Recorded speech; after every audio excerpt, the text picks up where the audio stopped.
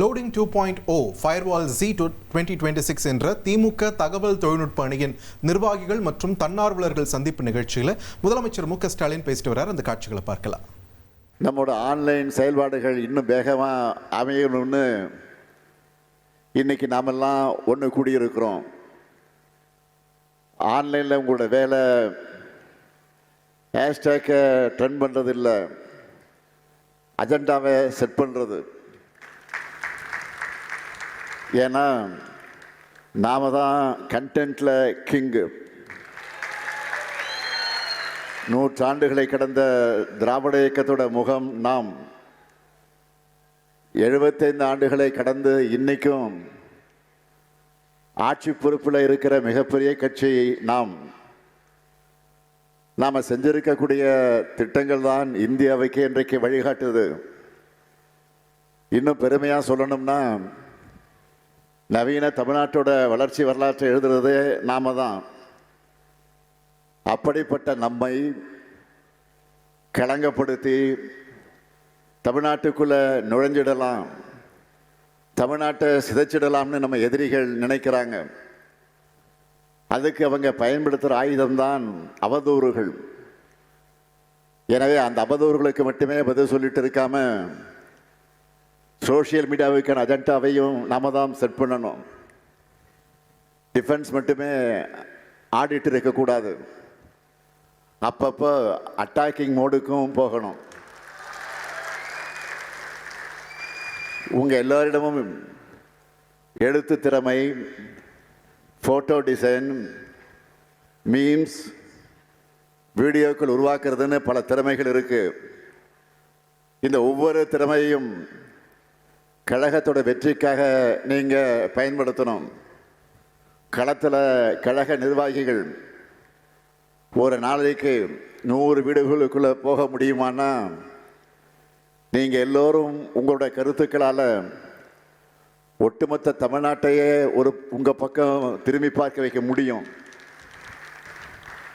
ஒவ்வொரு தொகுதிக்கும் மாவட்டத்துக்கும் பல பணிகள், அந்த பணிகளை இந்த 5 ஆண்டுகளில் செஞ்சு கொடுத்துருக்குறோம்.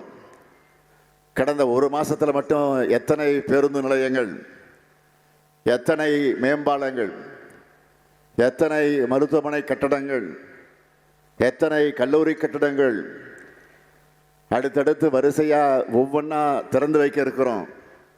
எனக்கே ஞாபகம் வச்சுக்க சிரமமாக இருக்குது. நீங்கள் ஒவ்வொருத்தரும் உங்களுடைய பகுதிகளில் திறந்து வைக்கப்பட்டிருக்கக்கூடிய பணிகளை பற்றின வீடியோக்களை லோக்கல் பேஜ், வாட்ஸ்அப் ஸ்டேட்ஸ்ன்னு ஷேர் பண்ணிகிட்டே இருங்க. நாம் பண்ணுறது மக்களுக்கு தெரியணும்னா முதல்ல நாம் அதை பற்றி முழுமையாக தெரிஞ்சு வச்சுருக்கணும்.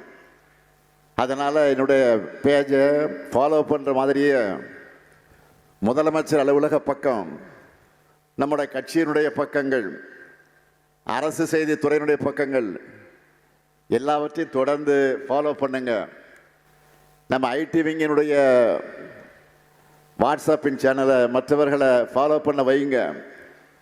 ஏன்னா சாதனைகளையே ஈஸியாக பண்ணுற நாம அதை மக்கள்கிட்ட கொண்டு போகிறதுல என்ன மெத்தனமாக இருக்கக்கூடாது.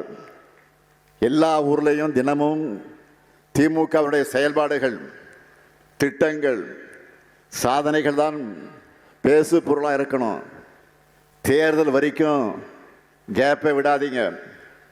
அதே போல் இன்னைக்கு நாம் எதிர்கொண்டு வீழ்த்த வேண்டிய முதல் விஷயமே ஃபேக் நியூஸ் தான்.